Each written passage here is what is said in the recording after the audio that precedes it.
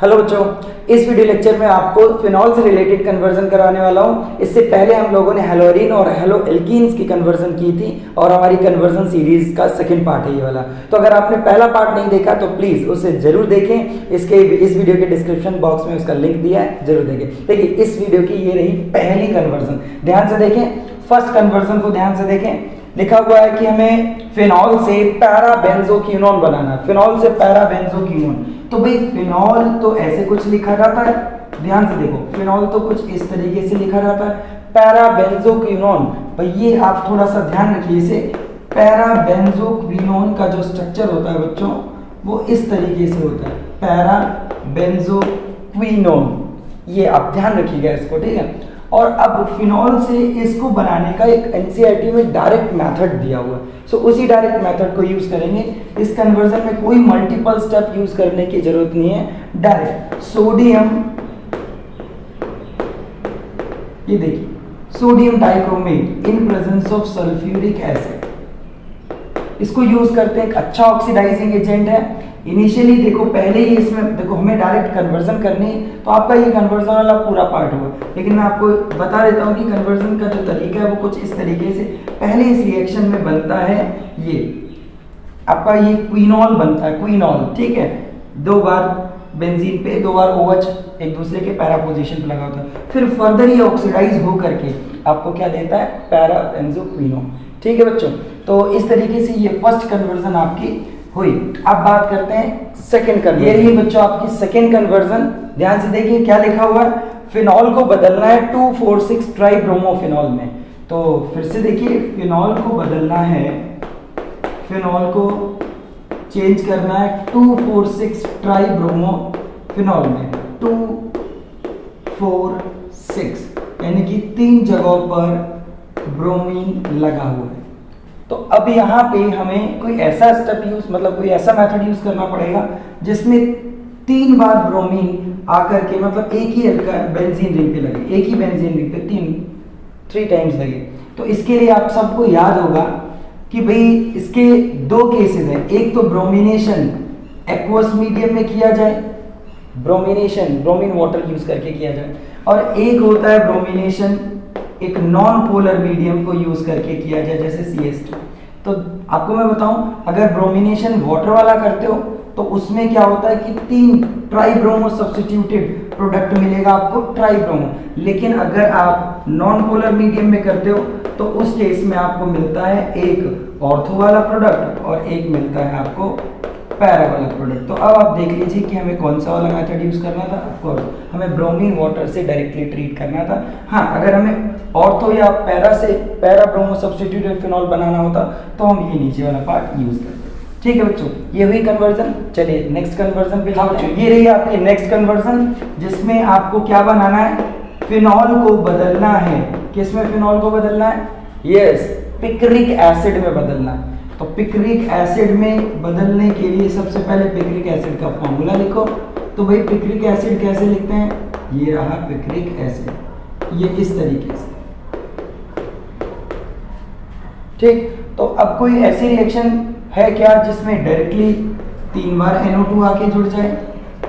हाँ जी है। अगर आप कंसंट्रेटेड नाइट्रिक एसिड को यूज करते हो फिनॉल में तो आपको डायरेक्ट पिक्रिक एसिड मिलता है। लेकिन अगर आप डाइल्यूट HNO3 यूज करते हो तो उस केस में आपको ऑर्थो और पैरा सब्स्टिट्यूटेड नाइट्रो का प्रोडक्ट मिलता है। ये देखिए, तो आप देख लीजिए, आपको जिस टाइप का प्रोडक्ट चाहिए उसी टाइप के रिएक्शन को आपको करना हो। चलिए मूव करते हैं अगली कन्वर्जन। तो ये रही कन्वर्जन जिसमें आपको फिनॉल से क्या बनाना है, सैलिसिलिक एसिड। फिनॉल से सैलिसिलिक एसिड बना। तो भाई फिनॉल से सैलिसिलिक एसिड बनाने से पहले हम सबको स्ट्रक्चर पता होनी चाहिए। सैलिसिलिक एसिड कुछ इस तरीके से होता है। अब क्या कोई डायरेक्ट मेथड है कि ऑर्थो पोजीशन पे COH आ जाए? तो ऑफ कोर्स आपने एक रिएक्शन सीखी हुई है जिसे बोलते हैं कॉल्स रिएक्शन। तो ये कॉल्स रिएक्शन से इजीली हो जाता है। सबसे पहले आप इसे NaOH से ट्रीट करो। इससे क्या होगा कि आपको मिलेगा सोडियम फिनॉक्साइड। क्या मिलेगा बच्चों? Sodium phenoxide. ONA यहाँ पे आके अटैच होगा। और उसके बाद आप इसको ट्रीट कर दो फर्स्ट CO2 से, तो ऑर्थो पे COH ग्रुप आ जाएगा एंड सेकेंड इज एसिडिफाइड करना ताकि ONA वापस आपका OH में बदल जाए। भाई कन्वर्जन प्रोसेस है, डायरेक्ट आपको स्टेप अप्लाई करने हैं, आपको कोई एक्सप्लेनेशन देने की जरूरत नहीं पड़ती। चलिए मूव करते हैं अगली कन्वर्जन। चलिए बच्चों, तो अगली कन्वर्जन है बेंजीन। बेंजीन से क्या बनाना है आपको? फिनॉल बनाना। तो बहुत ही सिंपल कन्वर्जन है कि भाई OH ग्रुप लेके आना है बेंजीन पे। अब बेंजीन पे OH ग्रुप कौन कौन से तरीके से आ सकता है? तो आप क्या करो, आप मोस्ट कॉमन तरीका यूज करो। आप देखो डायरेक्ट, तो अगर मैं कहूँ कि इसे वाटर डाल देते हैं और OH आ जाए, तो भाई ये मेथड नहीं होता। ऐसे डायरेक्टली आप OH नहीं अटैच कर सकते, फिनॉल नहीं बनता बेंजीन पे। तो आप पहले इसका क्लोरीनेशन कर दो। जैसे सपोज आपने ये फ्रिडल कह रहा हूँ, सिंपल हेलोजेनेशन, इलेक्ट्रोफिलिक से हेलोजेनेशन किया और आपको ये मिलेगा कुछ क्लोरोबेंजीन मिला यहाँ से। अब क्लोरोबेंजीन जब मिलता है तो यहाँ से अब फिनॉल बनाया जा सकता है, लेकिन शायद आपको याद होगा कि हेलोजन हटाना भी आसान नहीं होता। तो उसके लिए आपको कुछ स्ट्रॉन्ग ड्रास्टिक कंडीशन यूज करनी पड़ती हैं, जिसमें आपने याद किया होगा जैसे डॉस प्रोसेस आप इसके लिए अप्लाई करते हैं।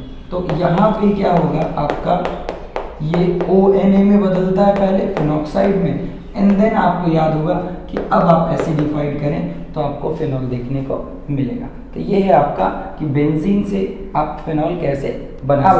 अगली कन्वर्जन है फिनॉल टू फिनाइल इथेनॉइड, है ना।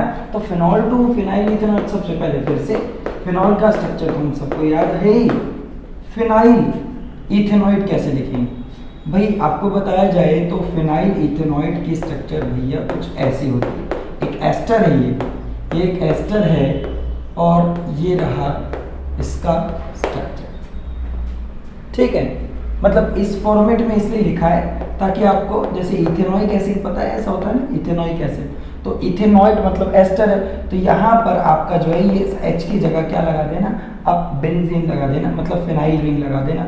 तो इससे आपको पता लग जाएगा कि फिनाइल इथेनॉइड है। अब सवाल ये उठता है कि ये बदलेंगे कैसे इसमें? तो बहुत ही सिंपल मेथड है। एक एस्टर है, देखो मैं आपको इस बता देता हूँ, ये एक एस्टर है। तो भाई एस्टर जो बनाना होता है हमें कुछ इस तरीके से हम बनाते हैं। देखो ये रहा, अब हमें यहाँ पे फिनॉल दे रखा है, तो अल्कोहल दिया हो या फिनॉल दिया हो, OH ग्रुप तो है ही दोनों में, है ना। और यहाँ पे आप क्या करें, कार्बोक्सिलिक एसिड ले लें, ठीक है। वैसे तो ये कार्बोक्सिलिक एसिड से भी एस्टेरिफिकेशन होता है, एसिड क्लोराइड से भी एस्टेरिफिकेशन होता है, एसिड एनहाइड्राइड से भी होता है, बट मोस्ट कॉमन बेसिस पे अगर आपको याद है तो एसिड ले लीजिए आप, कार्बोक्सिलिक एसिड से ट्रीट कर दो। तो यहाँ से H और यहाँ से OH, ध्यान से करें, यहाँ से OH हटा दो और इस साइड से क्या हटा दो, H। इससे क्या होगा, आपका एस्टेरिफिकेशन हो जाएगा। तो ये सब हटा दिया आपने, अब डायरेक्ट इस O को यहाँ से जोड़ दो, आपके पास आ जाएगा आपका प्रोडक्ट, ठीक है। यानी कि जो ये वाला हिस्सा है ये एसिड से आया और ये वाला हिस्सा आपका अल्कोहल से आया। तो ध्यान रखो, तो ये वाला हिस्सा जो है आपका अल्कोहल से आएगा, मतलब यहाँ अगर फिनॉल दिया है तो ये फिनॉल से आएगा, और ये हिस्सा आपके एसिड से ले लो, ठीक है। तो चलो स्टार्ट करते हैं। तो 2 कार्बन का एसिड लेना है हमें, मतलब इससे कन्वर्जन करनी है ना, तो हमें इसमें 2 कार्बन का एसिड डाल देना इन प्रेजेंस ऑफ, ठीक, एसिड एज अ कैटलिस्ट। इससे क्या होगा, आपका डायरेक्ट आंसर आ जाएगा CH3CO, ठीक है। 1 स्टेप है, सीधे हो गया। चलिए अगली कन्वर्जन पे मूव करते हैं। यस बच्चों, अगली कन्वर्जन है आपकी एनिलीन टू फिनॉल। देखिए ध्यान से, सो एनिलीन कैसे लिखा जाता है भाई, ये रहा आपका एनिलीन, इस तरीके से बनाया। और भाई फिनॉल थोड़ी अच्छी कन्वर्जन कहूँगा जिसमें एक से ज़्यादा स्टेप लग जाएंगे, ठीक। कोई भी डायरेक्ट मेथड नहीं है जिससे आप NH2 उठा करके OH लगा दें। इसके लिए आपको क्या करना होगा, पहले NH2 को हटाना तो पड़ेगा, बट डायरेक्ट OH आएगा नहीं आएगा इसकी कोई गारंटी नहीं है। तो लेकिन आपने सीखा हुआ है जब NH2 हटाना हो तो एक ही मोस्ट कॉमन रिएक्शन है, that is डाईएजोटाइजेशन।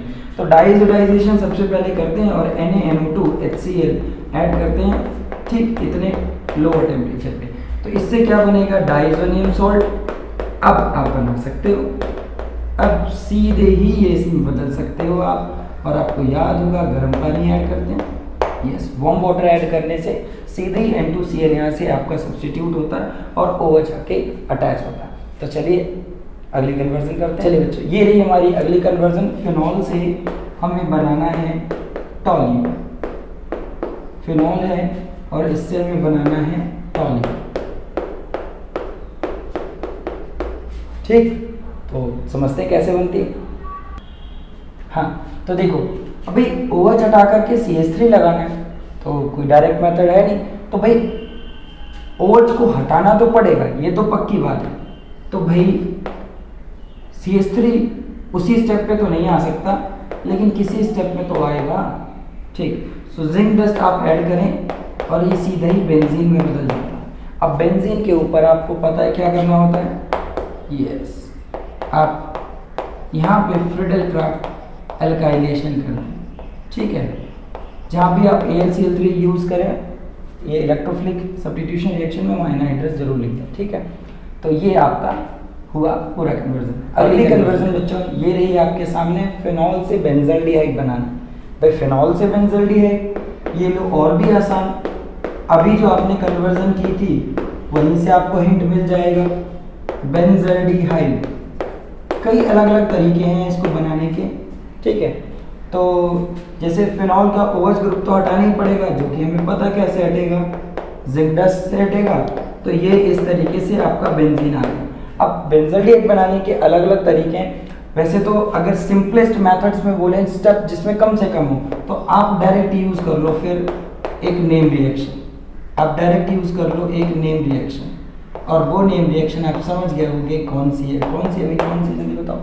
Yes, Gattermann-Koch reaction. तो ये गैटरमैन-कोच रिएक्शन डायरेक्ट क्या करती है, यहाँ पे COHCl की प्रेजेंस में CHO डायरेक्ट लगाती है। ठीक है बच्चों।